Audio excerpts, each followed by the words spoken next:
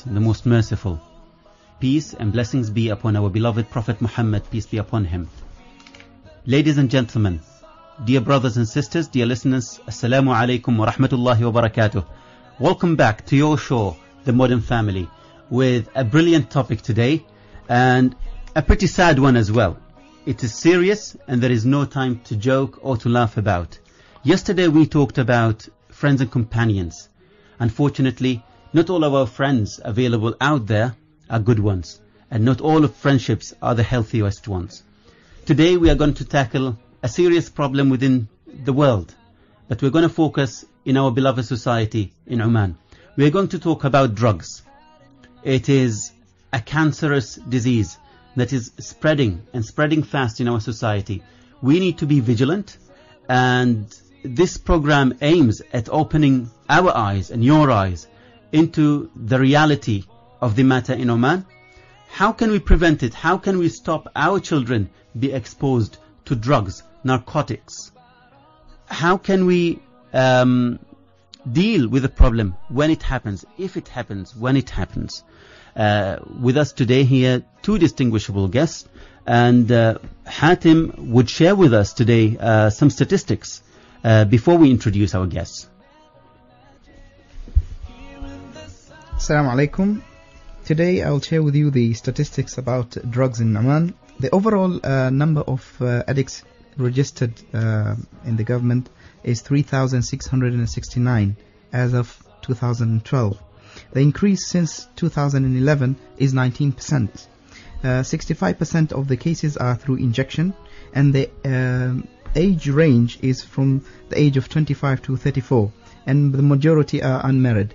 But the most important statistics that we want to raise here is that the kids registered who are under the narcotic derivatives are 469 cases.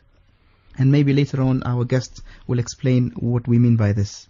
And to introduce our honorable guest today, we have Dr. Hashim Hamid Zaini, who is a special psychiatrist at Al-Masarra Hospital Substance Misuse Department, and engineer Khalid bin Ahmed Al-Rawahi, coach in personal development, NLP senior practitioner, and hypnotherapist, timeline therapist as well. Assalamu alaikum. How are you? It's an honor to have you among us in the show, and I'm sure today's topic is very, very important and very, very sensitive. Indeed. And all our listeners, the parents, would be very, very much interested to know about today's topic. And I hope, inshallah, we reach their expectation with the discussion today. Inshallah. So if we start off, I would say, are we safe? According to the statistics, as you already have mentioned, as in 2012 we had 3,669 cases reported, and this number, which actually it is the reported number, where it is an indication only, can be used as indication. Imagine how many cases were not reported yet. In both sexes, in different level of the society. So this is actually, it is fearing.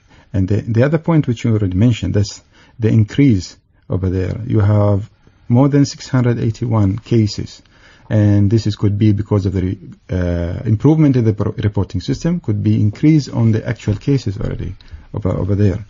So if we are talking about are we safe, I would say, in my personal view, no, we are not safe. Yes, actually this is statistics, the 3,691. This is for all substances abuse of all substances. It includes the majority of the cases are due to opioid dependence in all various forms. Injectable opioids, sniffed opioids, or smoked opioids. Other common substances used here are benzodiazepines, such as Valium, Rivotril, and other substances. Also, there are some other substances frequently abused, such as glue sniffing and volatile substance inhalers. There are other substances which we frequently face in our practice, but to a very, very less extent are psychostimulants such as amphetamine and cocaine. These are all about substances we frequently face in the hospital. Amphetamine, or probably more commonly known as the crystal meth, isn't it? Yes, Yeah. this is methamphetamine. Yes, but this is fortunately it is not very common in our society. It is not common, but nor was cocaine or heroin. But we due to globalization and modernity, it brought with it all of these. Yes, but fortunately we are away from the pathway of a trading of these substances. Mm-hmm. We are more close to the pathway of training of cultivation and the trading of opioid. Okay. So this is why it's more common in our society.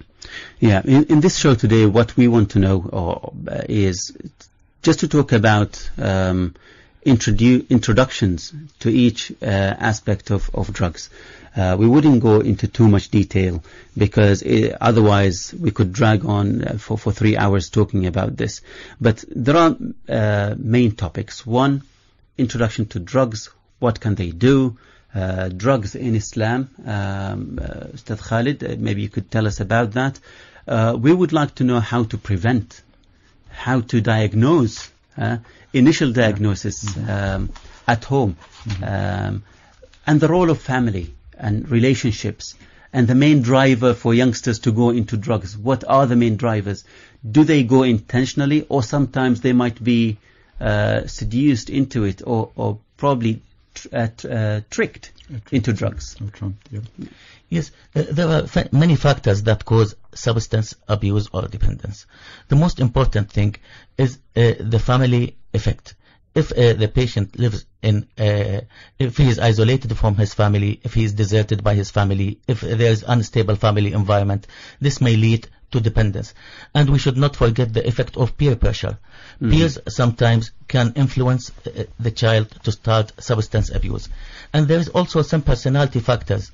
I mean, there's certain traits in personality. We call these traits novelty-seeking, risk-taking personalities. Some of the children, they just want to experiment things. Yes, and mostly drugs. And if these are led by some peer influence, they can start substance abuse. There are many factors that cause substance dependence. Some are biological, some are social, some are psychological. The most important thing is how to detect a dependent child or the child who is abusing medications. Before we go into that, we would like to know the role of the family into prevention.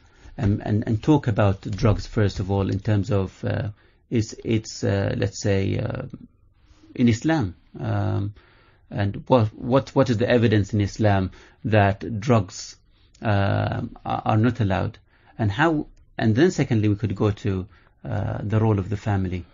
Right, Dr. While I would like to start with Surah Al-Isra, verses in Surah Al-Isra. أعوذ بالله من الشيطان الرجيم. ولقد كرمنا بني آدم وحملناهم في البر والبحر ورزقناهم من الطيبات وفضلناهم على كثير ممن خلقنا تفضيلا. The translation of that, and we have certainly honored the children of Adam and carried them on the land and sea and provided for them of the good things and preferred them over much of what we have created with definite preference. And here we touch the values. Do our teenagers or drugs abusers, they have values initially? Did they lost their values? Did they know what they are into it or not? And here another surah in Surah Al-Ra'd, in another verses in Surah Al-Ra'd. قل إنما حرم ربي الفواحش ما ظهر منها وما بطن. That my Lord has only forbidden immoralities, what is apparent of them and what is concealed. If people will believe that they have been created, that they have been certainly created in the best of their stature, then they will hold their values. So missing of the values at the very beginning, that could drag someone to be into this trap. And as Dr. Hashim already mentioned, that's the companions. Talking about hadith, the Prophet sallallahu alaihi Sallallahu alayhi wasallam. wasallam, that was narrated by Abu Musa, that said, the example of a good companion and an evil one is that of a person carrying misk and another blowing a pair of bellows. The one who is carrying misk will either give you some perfume as a present, or you will buy some from him, or you will get a good smell from him. But the one who is blowing a pair of bellows will either burn your clothes, or you will get a bad smell from him. So the companions also. So having the values and the companions, this will lead to the trap or will avoid you from that. And actually people will try to experiment with drugs for many different reasons. Many first try drugs out of curiosity, could be to have a good time because friends are doing it, or in an effort to improve athletic performance, or ease another problem, such as stress, anxiety, or depression. Use doesn't automatically lead to abuse, and there is no specific level at which drug use moves from a casual to problematic. Yeah. It varies by individual. But the most important thing here, that whoever is starting to use drugs is he's not conscious enough to understand the consequences at that level. So here is a very important aspect. You mentioned that sometimes trying drugs is out of curiosity. Yeah. The role of the family here becomes very important. Indeed. In the old days, you could ignore your children, and you could be rest assured that the things that they would do would not cause, or most probably would not cause too much harm. But in today's world, where a lot of people are busy and away of their kids, at the same time there are much more dangerous stuff that are targeting our children. So we are away, busy in our careers, Yes. in our businesses, and our children are being exposed.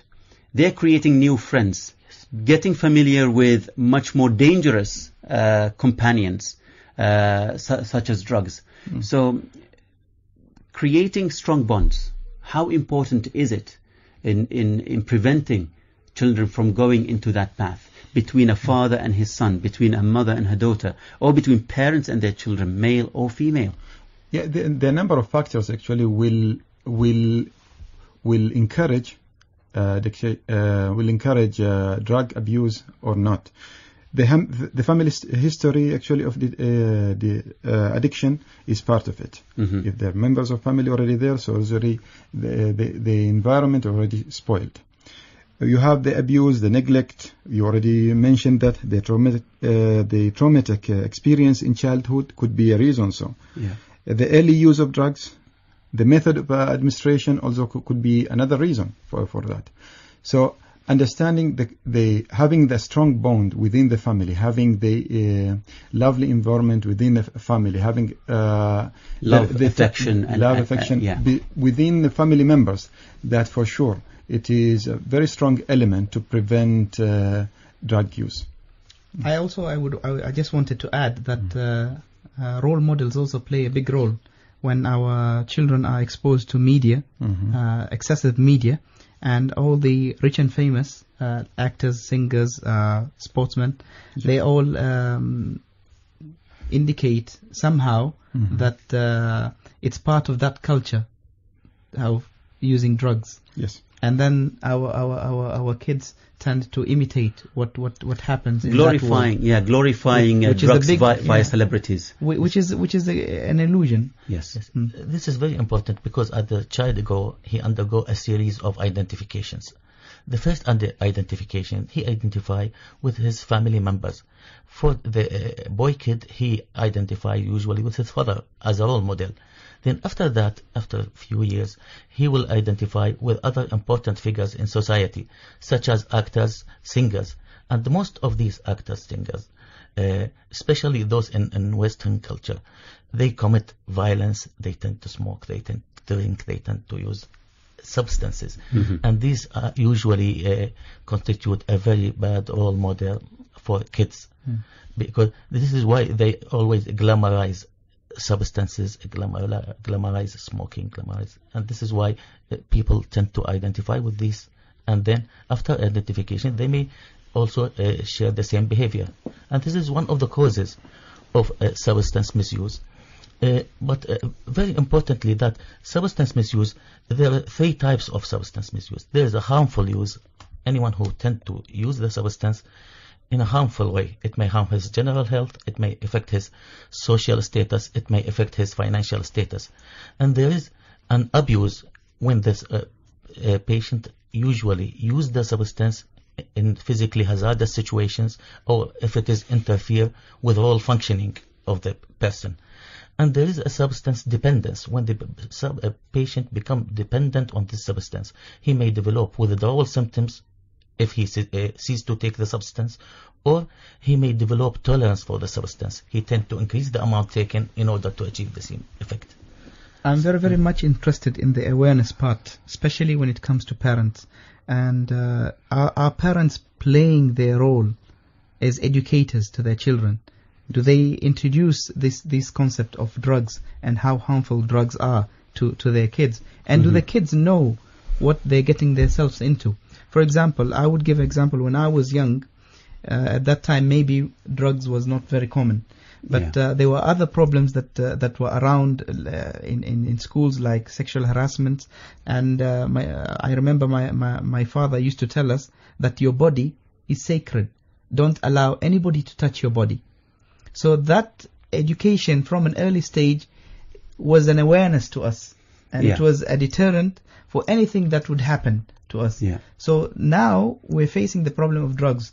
Are we talking to our kids? Are we explaining to them?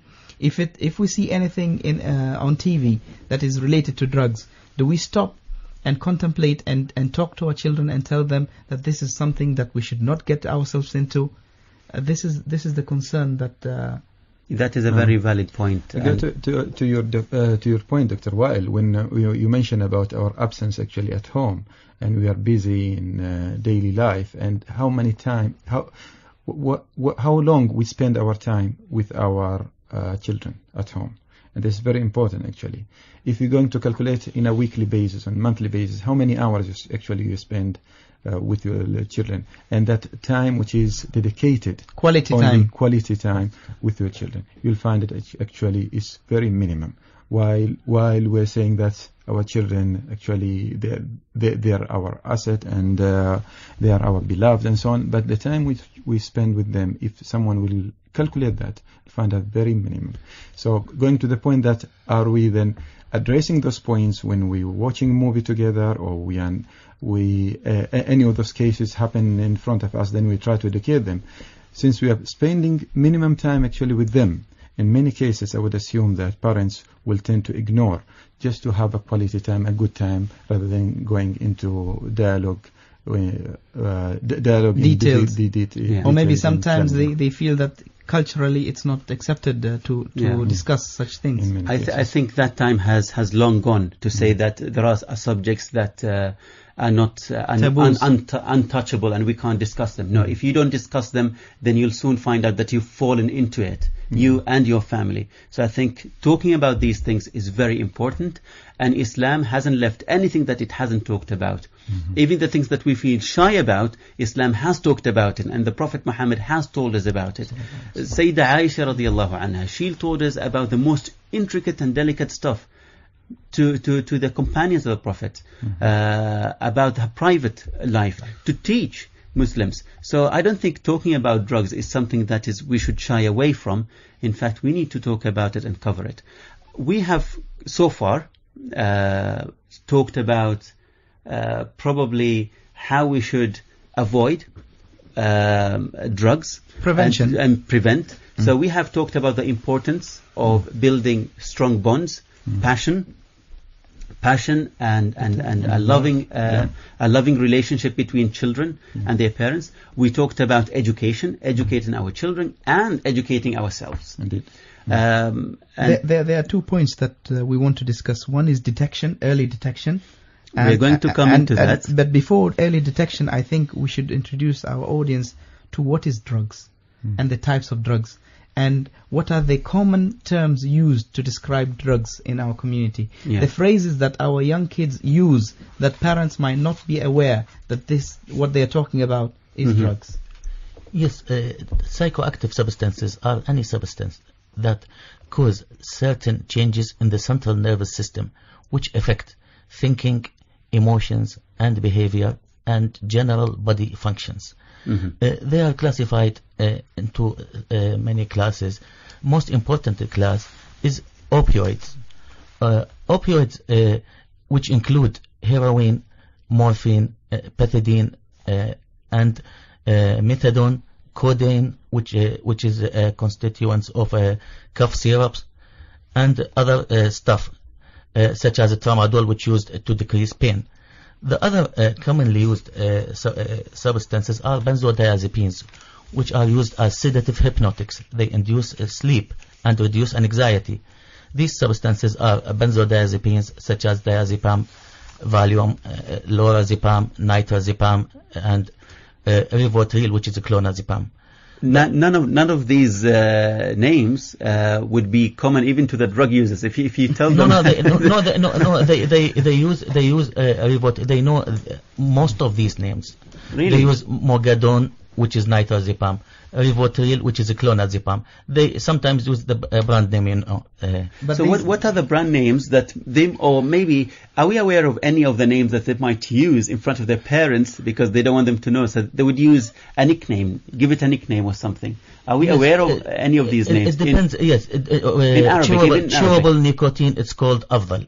So Afdal, we need to warn. Actually, my mother just called me before the program. They call Amakis. Yeah, Amakis, it means I mix. Afdal. Yes.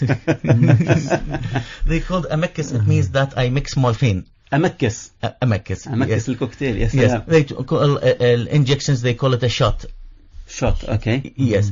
And Rivotril, it is for clonazepam, which is benzodiazepine, as I mentioned. The other class, which is commonly used, is cannabis. It means hashish and marijuana. It is commonly used between teenagers and older adults. Other substance frequently, less frequently used is inhalants or volatile inhalants, such as glue sniffing or sniffing of benzene. Glue. You said glue sniffing. Yes, they sniff nicotine or glue. Okay. This is also common. And there are many other substances. These are the most important substances we face in our work in Oman. Okay. We'll have a very quick break. We'll come back and we will talk about how do drugs are being introduced to our children. What are the ways, what are the paths? From your experience with people who have used drugs, how were they introduced to it? Okay. What are the ways? We need to know step by step what is being done, what is happening out there, so we introduce it to our parents and let them know how to protect their children. So ladies and gentlemen, we'll have a short break, and you could call us after the break anytime on 24602058. That's 24602058. See you later. The Modern Family.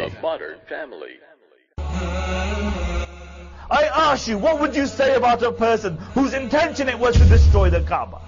You would say he's a degenerate. You would say he's the scum of the earth. The Prophet ﷺ saying that the blood of one believer is more precious than the Kaaba. And now you see it's a norm that a Muslim will take the life of another Muslim. We complain that globally the kuffar are taking our lives. But you look, if the kuffar weren't taking them, we would be taking them. You don't have to go far, you don't have to go global, you don't have to go national, you can go local. Where one gangster will pop up another gangster. One Muslim will pop up another Muslim because he wants to be the baddest drug dealer in town. Because he wants to have the greatest street cred in town. And he will kill his Muslim brother because he's deluded by this dunya. I often wonder, what will these people do on their day of judgment when they stand in front of Allah subhanahu wa ta'ala, and the wife will come and she will say, oh Allah, this is the man who left me a widow. I often wonder, what will they do on the day of judgment when the child will come and he will say, oh Allah, this is the man who left me an orphan. In the time of the Prophet ﷺ, there was a Sahabi, he was in the battlefield and he was about to strike the enemy. And when he saw that the Sahabi was about to strike him, he threw down his armor and he said, Ashhadu la ilaha illallah. And the Sahabi still struck him. And when they came back to the Prophet ﷺ and they told the Prophet ﷺ what had happened, the Prophet ﷺ became so enraged. He said, what will you do on the day of judgment, when this person will come with the kalima la ilaha illallah? And the Prophet ﷺ repeated this again and again and again. And the Sahabi mentioned that when I saw the anger of the Prophet ﷺ, I said, oh, Messenger of Allah, he only did this to save his neck. And the Prophet ﷺ became more angry. And he said, Hal shaqaqta sadra? He said, did you slit open his chest to see what was in his heart? Did you slit open his chest to see what was in his heart? In some narrations, it is mentioned that this Sahabi was no other than Usama bin Zayd radiallahu anhu, the beloved of the Prophet. And other narration mentioned that this Sahabi says, when I saw the anger of the Prophet ﷺ, I wish that I hadn't embraced Islam until that day. This was a kafir who was in the battlefield, and it's a possibility that he recited the kalima la ilaha illallah to save his neck. But look at the response of the Prophet ﷺ, because this is the value of the life of a believer. The Modern Family. Brothers and sisters, dear listeners, Assalamu alaikum wa rahmatullah. Welcome back. We would like to open the lines now to callers who have comments or questions or anything to add value to the program and to share with the nation. Please call us on 24602058, 24602058. Khalid, I was saying, my mother called me just before the program, and so passionately she wanted to share a story. A mother realized when she was ravaging through her child's stuff that she found this, what is called afdal, a chewable tobacco. And she asked him, is this yours? She said, yes. And she asked him, what is this for? He said, no, this was given to me by my friend because it helps memory. It will help me memorize for exams. And he was so innocent that he didn't even know what that was. And this is how children, one of the paths, how they are introduced into drugs, by starting from very small into narcotics, from tobacco to heavy drugs. So Khalid, are you aware of any other possible ways that our children, our youth, could be introduced to drugs knowingly or by tricking them? Especially in schools. Especially in schools. Yeah, this falls under the points that how drugs abuse and addiction can develop. It goes into a number of stages. What we have mentioned, one of the phases, if the drug fulfills a valuable need. This falls under the valuable needs. So drugs can be promoted under the valuable needs. For example, he or she may find himself or herself increasing, relieving on it. For example, may take drugs to calm if feels stressed. And here where the drugs is promoted that using type of drugs will calm the stress, or energize if feels depressed, or make more confident in social situation if normally feel shy. Those are the cases you can find. Or may have even started using prescription drugs to cope with panic attacks. For example, a period with female attacks, or relieve chronic pain also as well, for example. And until she or he find alternative, healthier method for overcoming these problems, drug use will likely continue. And those were the cases. So very, very interesting what you have mentioned, because what I know is that one of the ways that children at school share drugs is by, especially with females, that a girl might be suffering from periodic pain, and a friend of hers or a colleague would give her a pill saying that this would relieve your pain. This is something that I use and it helps me a lot. Unknowingly, she's now taking drugs and she becomes addicted to it. Yeah, and that will be the start. That will be later on, as the doses increase, then as drug abuse takes hold. Yeah. And so it's very important for parents to educate their children. Please do not take anything, any pill or any sweets From or anyone. anything from anyone, even if it was your closest friend. Don't take it. If something that you don't know it, don't take it. And actually here where what begins as a voluntary choice to fulfill a need, a valuable need, will soon or later will turn to be a physical and psychological need. Yeah. But the good news about it, and Dr. Hashim can correct me on this one, the good news that with the right treatment and support, addicts can counteract the disruptive effect of drug user and regain control of themselves. The first obstacle is to recognize actually and admit having a problem, or listen to loved ones who are often better able to see the negative effects drug use is having on life. Yes? Yes, the most important thing is recognition of the problem, gaining insight about the problem. If the patient gets some insight about the problem and he is excited about it, he may participate in a treatment. And if he participates in a treatment by his will, it will be a very good response for treatment afterwards. So if the patient admit about the problem and seek proper help, this is very important. In the hospital, usually our treatment is of 2 steps. The first step for substance dependence is detoxification program. In detoxification program, we counteract withdrawal symptoms by giving some medications. These medications will reduce the distressing severe withdrawal symptoms. After a week or a few days after a week, then we can admit the patient to a rehabilitation unit. In a rehabilitation unit, we try to do some psychotherapeutic intervention for the patient, social intervention. We give him some religious lectures. We give him some counseling about his condition and some physiotherapy. This program will take usually from 4 to 6 weeks. Thank you. I think we have a call. Assalamu alaikum. Alaikum salam. How are you doing, Alaikum sister? salam. I have a question. Yeah. How you will find out if your child is taking the drug? Which indication you will know? Yeah. Okay. Any other thing you would like to add? Yeah, because some children, they're very cool at home and you don't see anything, but still we were worried because they go out to see friends. Yeah. Yeah, and I need to know there's any test to do for them, or how indication I would just a doubt that they're using something. Okay. Brilliant question. Thank you very much, sister, for your call. Well, thank you very much about the question. The most important thing that family must be very alert to any behavioral change among their children. Any dramatic behavioral change, such as impairment of functioning, impairment in scholastic functioning. What is scholastic functioning?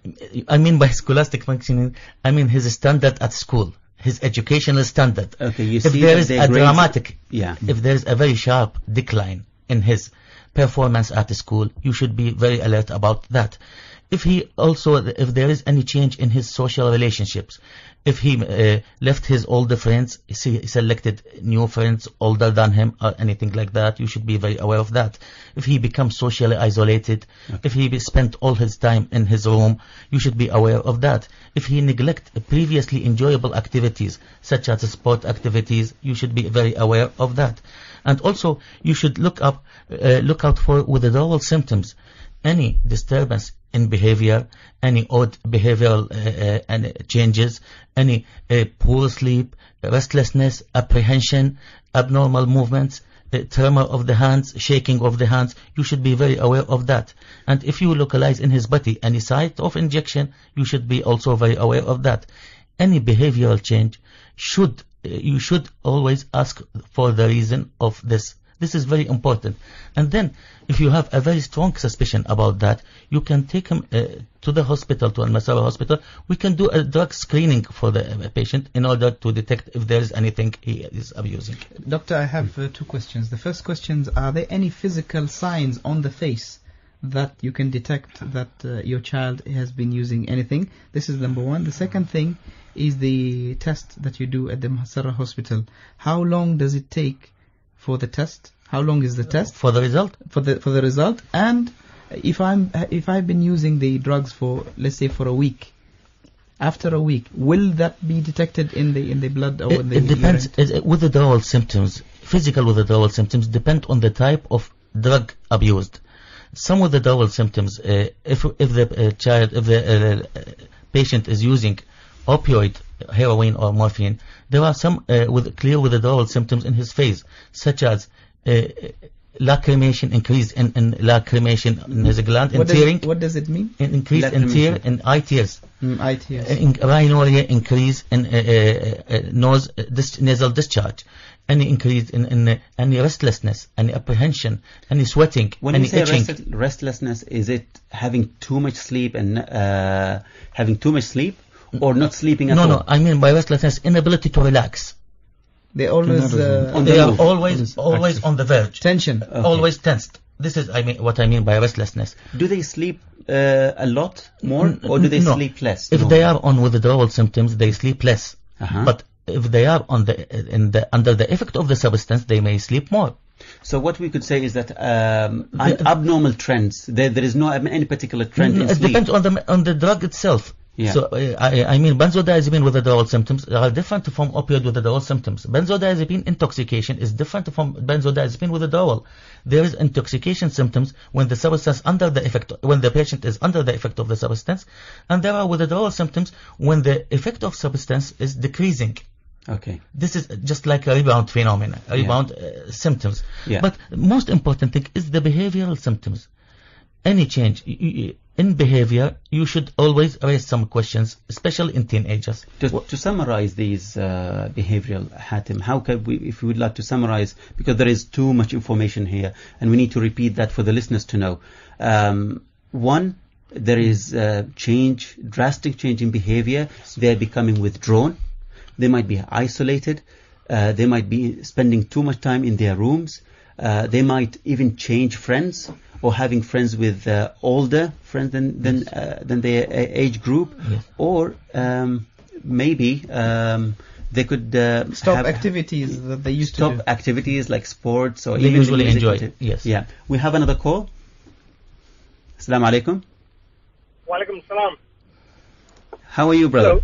Yes. Yeah, fine. I'm Dr. Rikin. I want to add something into that your discussion, what you are discussing. Sure, One of the most important thing is the financial aspect. The kids started stealing the money, or some of the things are missing, like ornaments or something in the home. That should trigger the things. They generally ask for the extra money to buy this barn product. Okay. So one of the symptoms is if they're asking for money. They overspend money. Overspend money. Or Okay. sometimes they tend to steal. They tend to get money from other sources. Okay. This is very important. Thank you very much. Okay. Yeah. Thank you very much, doctor. That was really valuable. Thank you. And that shouldn't be always the symptoms. It should be the unexplained need for money or financial problems. Because sometimes there will be maybe sometimes demands. We don't want to again insult them. But the unexplained need for money or financial problems, that may borrow or steal to get it, yes, is a very good sign that there is a problem. Or missing objects at home, missing items. Indeed, yes. Yeah, if you realize probably the mother, if some of her jewelry are missing, and very important stuff at the house are missing, then you know that there might be a problem related to drugs. Yeah? Yes. I believe we have another call. No, not yet? Okay. I think I think what the doctor said was very, very important about the symptoms, and I'm just worried about the test. No, and if the parent is suspicious and they want to take the child for a test, and they don't want for the child to lose the confidence. Usually, the idea about the test is to screen urine. This is the test available in our hospital in Al Masarra, is to screen urine for the presence of the drugs or their metabolites. Usually the results of the test come on the same day, But the true positive or false positive results depends on the substance itself. We can detect opioid within 48 hours. 48 hours. Yes. We have another call, doctor. Okay. Some other substances could be detected for 1 week. Or less or so more. depending on it the depends type on of the drug. substance itself. Assalamu alaikum. Wa alaikum salam wa rahmatullahi wa barakatuh. How are you, brother? Today we are discussing a very good topic. Thank you. That Brother is very Azhar? much especially for young generation guys. So we have to advise them not to go for this kind of drugs. But another side is the guys who wants to come back from this kind of all addiction. The society has to welcome open-heartedly. They should not comment that he was a drug addict. He was a drug addict. Don't mingle with, especially, with the similar age, parents will tell that don't mingle with that guy. He was a drug addict. Yeah. Means again, that guy will get so demotivated. Even though I am coming up in positive way, society is not welcoming me. Yeah. So sometimes the society can be very unforgiving. Communication way. Yeah. Okay, thank you. Thank you. Excellent point. Thank you. Khalid, could you please elaborate more on this point? From your personal interaction with people who might be recovering from drugs, how unforgiving can the society be, and how much of an obstacle that can be from someone who would like to recover? Dr. Weil, before the society, the parents and the family, how do they welcome the person after recovery? How do they give him back his confidence? Let us go step by step. That's before even recovery. When a loved one has a drug problem, you find out a loved one actually has a problem. Would you comfort that one, or you will hide it? If you suspect that a friend or a family member has a drug problem, here are a few things actually I can mention, and 3 points. Okay. Speak up rather than hide it. Speak up and face the problem. Talk to the person about your concerns, and offer your help and support. Because at that stage, the person maybe will need help. He'll feel shy, or she'll feel shy to talk up or to speak up. That's a chance you offer your help. And take care of yourself. That don't get so caught up in someone else's drug problem that you neglect your own needs. Make sure you have people you can talk to and lean on to for a support. And stay safe. Don't put yourself in dangerous situation. So don't talk to them when they are actually high. Okay. Avoid self-blame. You can support a person with a substance abuse problem and encourage treatment, but you cannot force an addict to change. You cannot control your loved one's decisions. Let the person accept responsibility for his or her actions, an essential step along the way to recovery for addiction. And what actually you need to avoid in any case of those that attempt to punish, threaten, or bribe, or preach. That would be really a dangerous situation we're going to do, because a person who are a drug addict is considered to be actually it's a case. It's already classified, and correct me, doctor. This a brain disease. You already have it in that case. Yeah. Then try to avoid emotional appeals that may only increase feelings of guilt and the compulsion to use drugs. That will not help at that level at any. So parents, don't tell your children, I have raised you, I have wasted my youth on you, and this is what you're doing now. Will not help at all. It will not help. It will make it worse. Indeed. Keep all emotions away when talking. Indeed. Okay, Khalid, we have talked about prevention. We have talked about witnessing and detection. Now, if a parent is sure that his or her child is using drugs, I feel that the society sometimes try and keeps a lid on it and not talk about it. Is that the right way of doing it? Or we need to talk about it immediately, as soon as possible? Yes, actually there's a very strong social stigma about the drug abuse. Okay. And this stigma makes people underreport the problem and make the people unhelpful in addressing this problem. This is a very, very big issue. The most important thing, that early treatment is the most important step in success. If the abuser had been detected early and he participated in treatment as early as possible, there is a strong chance for him to be safe. So this is very important. So this is one of the causes of underreported of the problem. It's this social stigma. We always tend to criticize drug abusers. Actually, it is not a willing behavior. It is not a behavioral disturbance. It is an illness. There is a very high chance in his central nervous system and his neurotransmitters. This makes him more addicted to this substance. So we should address the problem as an illness which needs a treatment. We should refer the patient as soon as possible to hospital, and we should also seek for help of a psychiatrist in the hospital, and we should participate, the patient should participate in this detoxification program and rehabilitation program afterwards as soon as possible. There is a worry when it comes to parents when they find out that their children are addicted. This worry is about going to prison. So they prefer not revealing that they have a problem at home, so that they are really worried that this will lead to imprisonment. And sometimes they're confused between two things, whether they should send their children to prison or to rehab. What would be the advice that we can give our... If the patient participates in a treatment, he will not be imprisoned. So it's very important to participate in a treatment as soon as possible in order to avoid the fate of a prison, of being imprisoned. So if he participates in treatment and participates in a rehabilitation program, he will not be imprisoned. And back to when your teen has a drug problem, for example, then I would say when you're discovering your children use drugs can generate actually fear, can generate fear, confusion, and anger in parents. Indeed, it's important to remain calm when confronting your teen, and only do so when everyone is sober.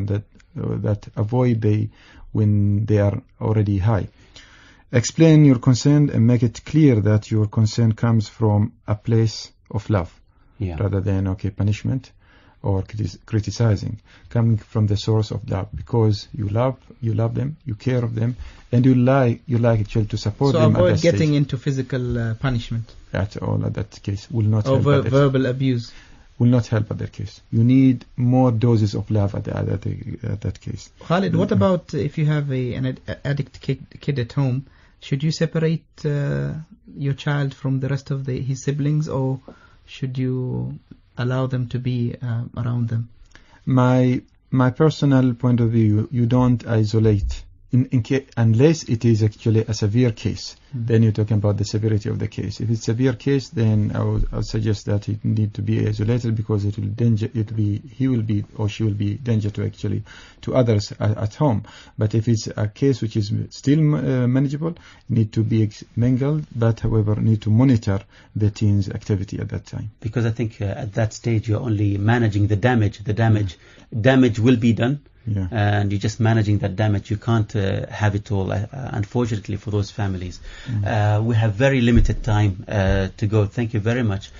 We would like to know, Dr. Hisham, about the services, facilities available in Oman for drug users, abusers, be it government or private services and organizations.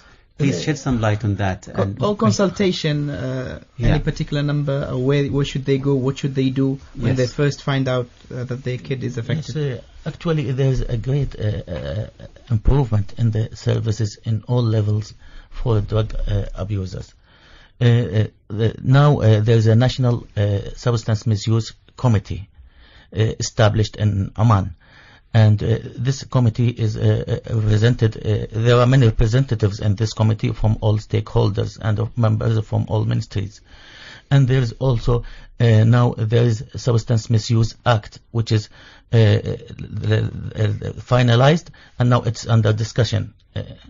And also there are some services in the hospital, in Al-Masara Hospital.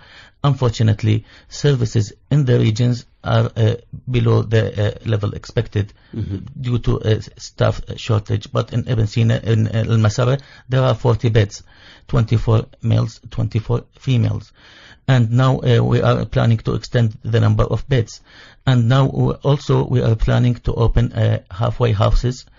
These houses are for the patients who discharge from the hospital before going into society. It is a midway houses. Okay. Here the patient will be rehabilitated properly and will be given the appropriate treatment. And also, what makes it so different from going to their houses?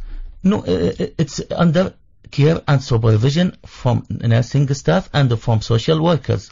But in a more domestic in more friendly and domestic atmosphere. Okay. And this is very important, and it's a pioneer experiment, inshallah. We will start it soon. Inshallah. It's called halfway houses. Halfway houses. Or midway houses. Midway houses. Khalid, I just wanted to ask you, for parents to coordinate with Royal Oman Police, what is the role of Royal Oman Police, and should parents seek the services of Royal Oman Police in these cases? It already mentioned by Dr. Hashim that if a patient will reveal, will admit on the case and submit himself to the Royal ROP, then the case will be actually be transferred to the Masarat.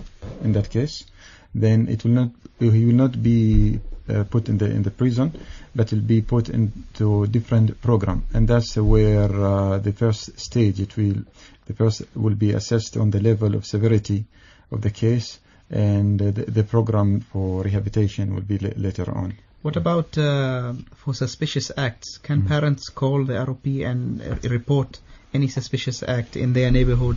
If they suspect a few groups using drugs or anything, can they? Is the line open for them? The line, yes, the line is open. I don't recall right now the line. Maybe, Doctor, you have the emergency line, but there is a line. Not only suspicion in if of the drugs dealers, also drugs addicts. If any suspicious act you find it within the community, you need to report that. Otherwise, it will be really difficult for the police to have people around the place and look for the misconduct of acts. Yeah. And this is really a role for the society and for the individuals.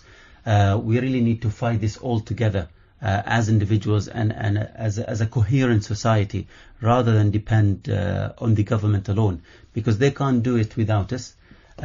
We need them and they need us. So I really urge all the listeners to be united, to be safe, to protect ourselves and protect our society, protect our children from this dangerous disease, which is drugs. We'll take the last call for today. Assalamu alaikum. Alaikum salam wa rahmatullahi wa barakatuh. How are you, brother? Okay, fine. Alhamdulillah. Yeah, just I want to name of Muhammad Habsi is an analytical toxicologist in Ministry of Health. We want to say that by next year we can accommodate the service of the drugs addict for ICP. We're going to buy ICP-MS, which it will help a lot. What is now ICP-MS? We have ICP-MS and LCMS-MS by next year, inshallah. What are these? What are these? We're not aware of what you're saying. What are these? The ICP-MS only for the metals, but LCMS-MS, it is going for the toxicity in the drugs, or you have chemicals, or you have any pesticide like that. So it is a detection machine, isn't it? Yeah. And where are these going to be fitted? And also, just to comment about the Al-Qat, just to mention about the Al-Qat. Yes. You want your doctor, yes. to we totally forgot about Al-Qat. Al-Qat, actually, it's a member of psychostimulants. So we talked about amphetamine and cocaine. We didn't talk about Qat, which is now it's increasing somehow. Yeah. Thank you very much. So just one question. You mentioned that these detectors would be fitted. Where are they going to be fitted? In Ministry of Health and Environmental Health and Education Health. Okay. Okay. Okay, thank you. Thank you very much for your call. Thank you very much. Okay. Thank you. Khalid, in very few words, you are a member of the Al Hayat Association for Drug Awareness. Can you tell us a little bit about it before we close today's show? Al Hayat Association actually is an NGO, and I used to be a member there, but no longer now. And the mission of that association is to address our drugs awareness to the society, different levels of society, starting from the school, at the school, to the general society. Later on, there were a number of initiatives within the association to bring experts to Oman to address the topic of drug abuse for the general public awareness, and to contribute even to the halfway houses. Yes.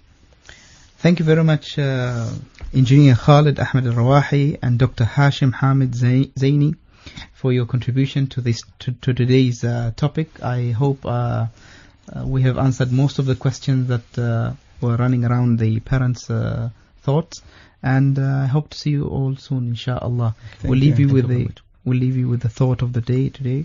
Thank you very much. Our thought of the day, a narration, a saying of the Prophet Muhammad, peace be upon him, who said, "Help your brother, whether he is an oppressor or he is oppressed." People asked, "Oh, Allah's apostle, it is all right to help him if he is oppressed, but how should we help him if he is an oppressor?" The Prophet ﷺ said, by preventing him from oppressing others.